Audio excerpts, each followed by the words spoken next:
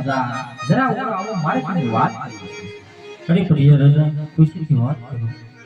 અરે રાજા તમારે દીકરા કેટલા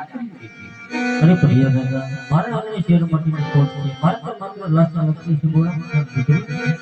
અરે રાજા જુવાન મને ખબર હોય મારા પુત્રને સક્ષમ ન કરત તારું હૃદયનું મુખ જોવા આવે અરે આપ યાર રાજાને કેવા નિયમ છે હું કહું તે સાંભળો